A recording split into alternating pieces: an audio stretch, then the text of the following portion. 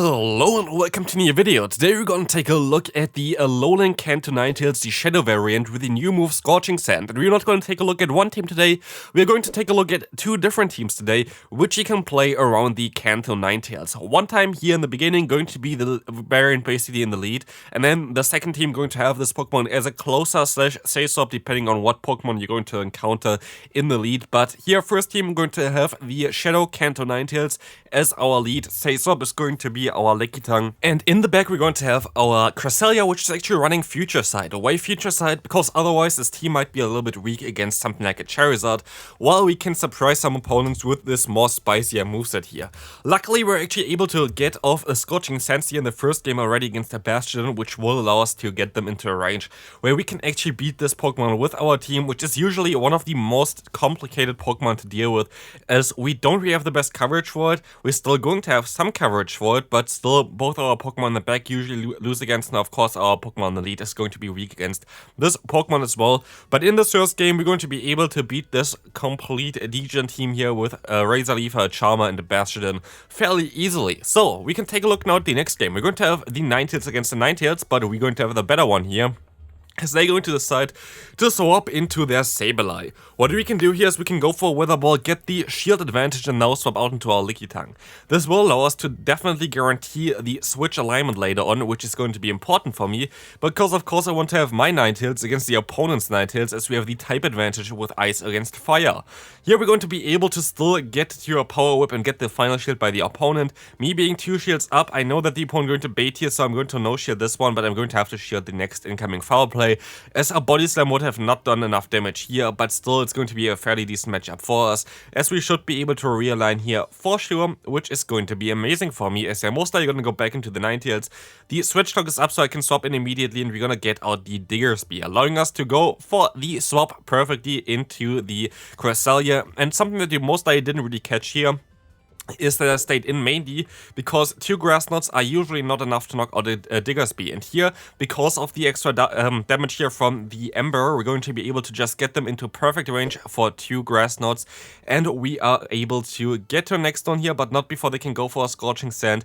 And sadly my plan kinda got destroyed by this debuff, but it doesn't really matter, as I can now swap out immediately afterwards into my Ninetales, which will be able to just go for a Weather Ball against the opponent's Alolan Ninetales, getting a ton of damage and winning us this game fairly easily here. We kinda won the lead, but also we were able to always keep alignment later on, which was really nice for us.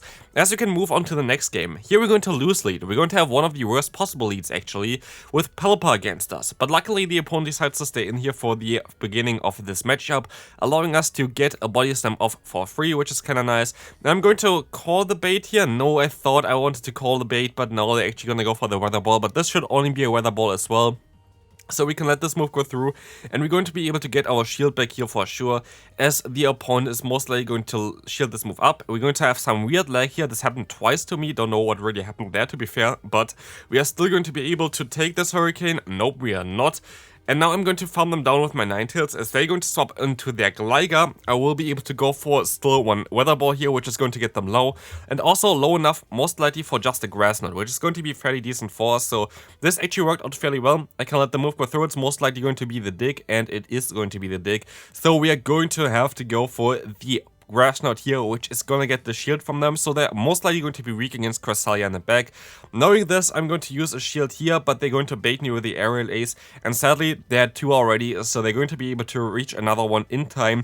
Gonna get the knockout here, and we're still going to be able to get the knockout against the opponent's Gligar with the Grass Knot coming through, and we see the Lantern in the back, which is going to be a little bit of a problematic one. My only way of winning this game is if they're going to swap out eventually for me, so I can just farm them down maybe with my Ninetales and still get to a Scorching Sand, but sadly I don't really have energy stored, and so this is going to be a very tough battle. But honestly, we were encountering 2 Water-type Pokemon, and this is kinda awkward to deal with, so I'm okay with losing those games where I kinda get walled with it, so I'm totally okay with that. We can move on into the next game, as we're going to have a Lickitung against us in the lead.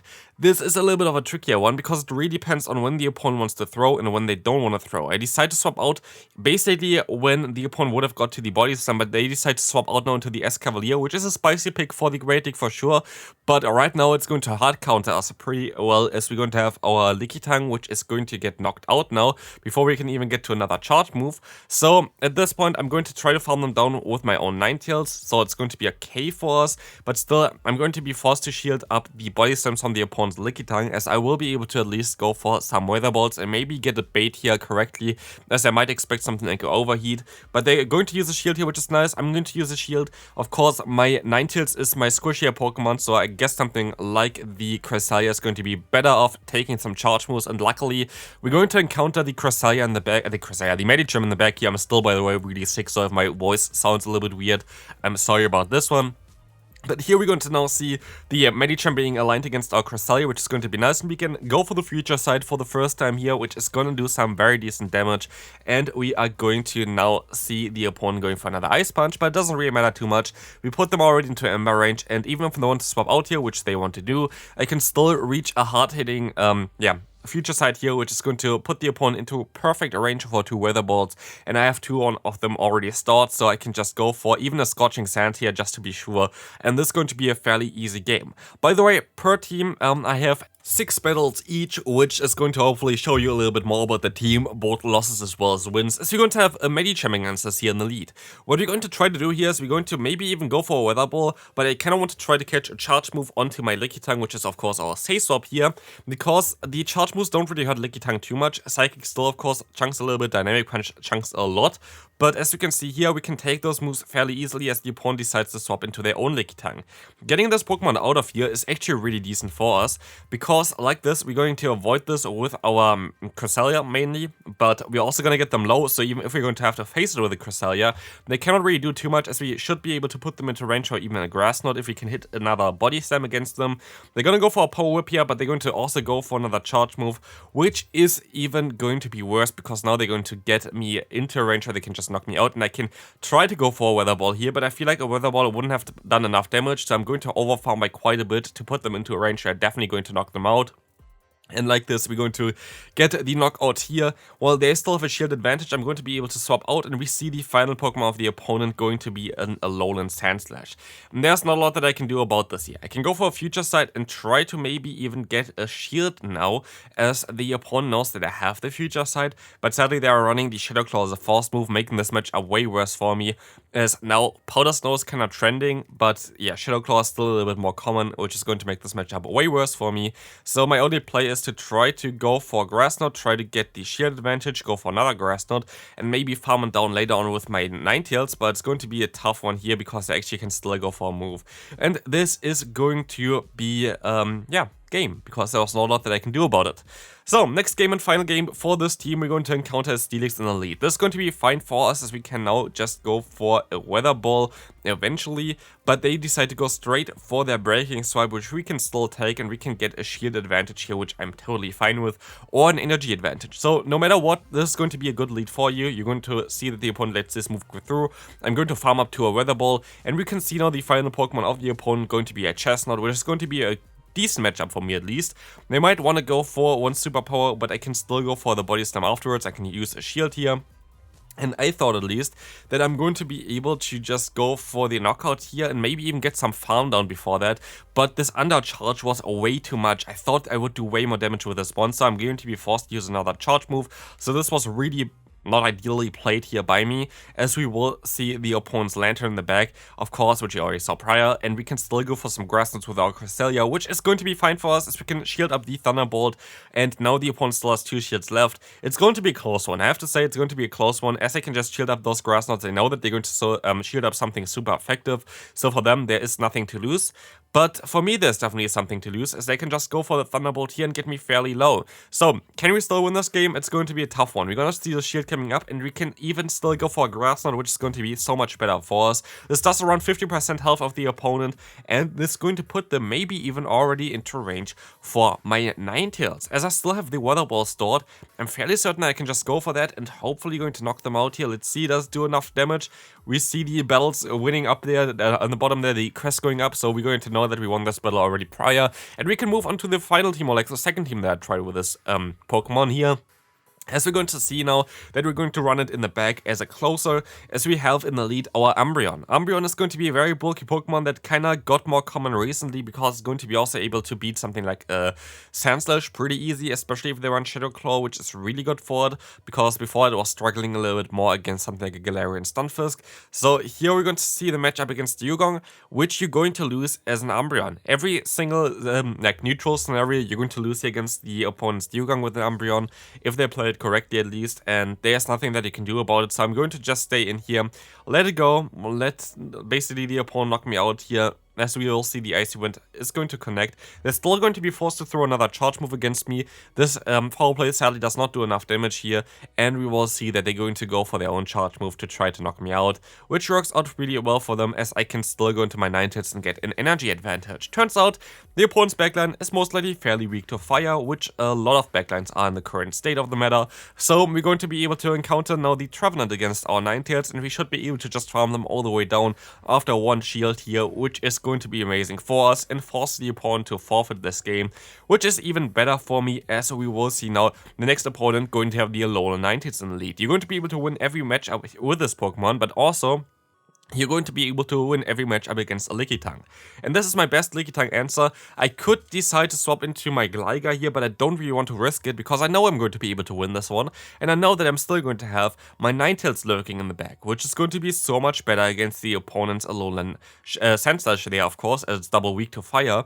So for me, there's no reason to swap out here. I'm just going to take this matchup, win this matchup, and have a great energy lead here most likely afterwards as well, and maybe even do some damage against the opponent's Sandslash. So let's see what we can do here. We will see the opponent going for another Body Slam.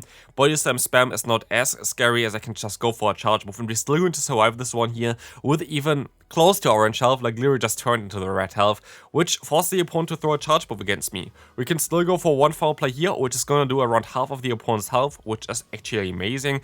And they're forced to throw a charge move, allowing me to now align my normal Ninetales here, of course, against the opponent, and farm them all the way down. I thought this was just an Ice Punch. It was a Durarun, so good thing that I actually used my shield, but like this game is basically over. I should be able to win this game fairly easily here, especially as my opponent makes a crazy misplay. They don't even go for the charge move yet. I don't know what they try to do, but I'm going to be able to go for 2 aerial aces before they can even go for 1 charge move, basically winning me the game already. I can let this move go through, like I don't need my Gligar anymore. The Ice Punch is coming through, going to knock me out, but I still have my Ninetales. I can use a shield here on a potential Psychic, which is going to be an Ice Punch, so I'm going to no shield actually, and the opponent decides to forfeit this game, so this is going to be a very good one here. As we see the next opponent coming in, we're going to have the Deoxys defense in the lead. This is a great lead for you, but be aware that the opponent might be able to catch your charge moves, which this opponent definitely going to be able to do here. Great play by them, and yeah, this is going to be a little bit of a difficult one, as we are going to see here right now, they're going to have a Drapion in the bag, but the issue with Drapion is they are running Awkward Tail. If they were running Crunch, this would not be an issue at all. But our backline is weak to the Awkward Tail, as well as our lead is weak against Drapion in general, because we don't really do damage against it. So, this is definitely not the ideal scenario that I want to be in, and the opponent can still go for another Awkward Tail, forcing me to use a shield here to try to get the shield as well from the opponent, but it's not really looking too good. I think they're still forced to go for another Awkward Tail against me though, which is going to be fine, but they can realign right now, which is not ideal. And I kind of want to just get some energy advantage with my Ninetales. So I'm going to decide to swap out onto the Awkward Tail in order to get this energy advantage and not take too much damage in return there as well. But sadly, they're going to have a really good answer against our Umbreon in the back, which is going to be the also air/slash variant of the Mandibuzz, which is going to be even worse for me. So this is kind of unfortunate for me. After like winning the lead pretty hard, there is not a lot that I was really able to do here afterwards because of the great catch from the opponent. And I just have to hope that the opponent's Deoxys is in range for a Weather Ball to get the knockout against them, because this is my only play of winning this game. You see me going for a charge move here because I don't really want to get fully farmed down, so I decided to swap out here. They can go for a charge move, and maybe, just maybe, I should have went for the charge move here to try to knock them out, but I'm not sure if a Weather Ball actually would have knocked them from that range. So my play here, I thought, was to just try to go for the full farm down, predict that the opponent swaps out here into the Deoxys, which works out well, but sadly, this prediction does not help me at all, as I'm still going to lose this game, as they can just go for the Psycho Boost and knock me out, and one more counter is all it takes to take down my Umbreon. So, good game by the opponent, great catch there, Orden in the game, which is like the thing as well that you kind of have to always avoid evaluate when you lose battles. How do you lose battles? Like, do you lose battles because the opponent plays better than you, which in this case was the case. The opponent made a great catch there onto the Drapion, which in the end won them the game. Great catch there by them. So like, this one thing, or you win by team comp, or you lose by team comp, or yeah, you make a misplay, the opponent makes a misplay. Stuff like this is really interesting to take a look at if you want to get better at PvP, because this gives you intel if your team is bad, if your plays are bad, or if the opponent is just good. In this case, the opponent was just better than I was, had a great catch there and won the game because of that. So it's always very important to evaluate your own games to see where you can grow. Here I decided to not go for a charge move immediately, because I wasn't sure about the damage that Aerial Ace would do against Medicina. I'm fairly certain it wouldn't have knocked them out, so I would have used the shield anyway. Like this, I'm gonna be able to get even more farm and get my shield back. So we're in a great spot here. Even a power whip I still should be able to survive, which is coming through here as well. So the dig is coming through against the opponent, going to get the knockout. Hopefully it does not, they're still going to survive, but I still get an Aerial Ace off against the opponent's Mandibuss here, which is going to be very good for me, as I'm now going to stay in here, so the opponent is going to be able, or like forced to go for charge moves against my Umbreon, which I can take way better than onto my my normal Ninetales here, which is going to make this all a little bit easier. I'm just going to try to waste the energy of the opponent while still doing damage against them with the last resort, which is a very valuable or like valid way of playing this game right now, as this is going to allow me to have just a little bit of better matchup with my Ninetales, and Ninetales should be able to clean this match up at the end, as you can just go for a Weather Ball here, try to get the shield from the opponent, which does not even work out. They're going to no shield this one, and the Lickitung has 1 HP in the back, and we will be able to win this game fairly easily. Final, or like second to last game here, we're going to have the matchup against Lantern. You actually win this as an Umbreon in the 1 and 2 shield scenario, so you don't really have to worry too much. You lose it in the 0 shield, so I would recommend you to always shield the first one here, because it's most likely going to be the Thunderbolt. So don't do what I did here right now, but it doesn't really matter anyway, because we can counter the Superior. Also, interesting enough, they decide to go for the Frenzy Plant over the Aerial Ace, which Aerial Ace would be neutral. Frenzy Plant might actually still do more damage though, so maybe that's the reason. But I will be able to get the knockout before they can do anything afterwards. So we're going to still get the realignment, which is going to be amazing. And we're also going to get out the Lantern. And here's, for example, one thing where I really think that Justice Spark rework basically buffs Lantern quite a bit. They would have never been able to farm me down there. Like in a normal game, they would have never been able to farm me down in that kind of pace. But since the double debuff, or like the double buff, I mean, onto the Spark, it's now such a strong Pokemon and such a scary one. Speaking of scary one, this is honestly one of the games which I felt like so bad about, because I went for the CMP tie here on the next one, which was, no, like this one I'm still going to get this off before, but I wasn't sure who wins CMP. I was like pretty sure it's going to be Venusaur, but I was certain that I'm going to get knocked out by this Frenzy Plant, which I didn't, and the CMP tie now all of a sudden does make 0 sense. So like, I don't know why I went for this, and you're going to see how bad it's actually going to be, because I'm going to die literally the second I would have got to the Aerial Ace. And with that, the opponent is going to be able to go for a Thunderbolt. They are now putting us into the Surf range. I can go for one charge move here for sure, but it's not going to be enough. They survive with the 1 HP, and I needed one more fast move to win this game. So if I just played it better, which I could have done, especially with the Gligar, I would have been easily able to win this game. But again, it was my own fault in this game to lose this game. So I would actually argue that the second team, just to answer the question here, which is better, like the Ninetales in the back or the Ninetales in the lead, I would actually argue that the second team so far was a little bit better than the first team, but both of them are totally fine. Both of them work out really, really well. I think the first team is going to be more consistent because you're going to have more bulk, but I like the second team a little bit more because you have a little bit more of a unique playstyle. So if you encounter something in the lead that you really don't want to face and your Gligar is really good against, you're still going to be able to just say swap your normal Kanto Ninetales instead of the Gligar, because both of the Pokemon in the back can kind of function as a say swap, which you don't really have with the first team. As if you're going to swap in something like your Cresselia, you're going to most likely end up against something like a Registeel, and you have 0 chance of doing damage. While Registeel against Lickitung seems to be a bad matchup, but actually Lickitung wins this in a 2-shield scenario if you have a decent IV spread. So it's honestly, I don't know, I think the first team is safer, the second team is cooler. So like, decide in the comment section please, what team do you like more? Do you like the first team more? Do you like the second team more? Let me know in the comment section, would be curious. But here we're going to see now the final game. Gligar is taking some action, going to get the opponent fairly low. Both are rocking with one shield still left, but I will be able to reach this weather ball in time, which hopefully gonna get the shield back from the opponent, or like the shield advantage for me, but it doesn't. And they still get to a charge move, which I'm forced to let go. So, can we still win this game? Of course, we can still win this game, as they're going to have the Alone Sunset in the back, and this is going to be it for today's video. If you enjoyed it, feel free to leave a like, subscribe if you haven't already, and check out the video on the screen right now if you haven't already. So, I'll see you then. Bye bye.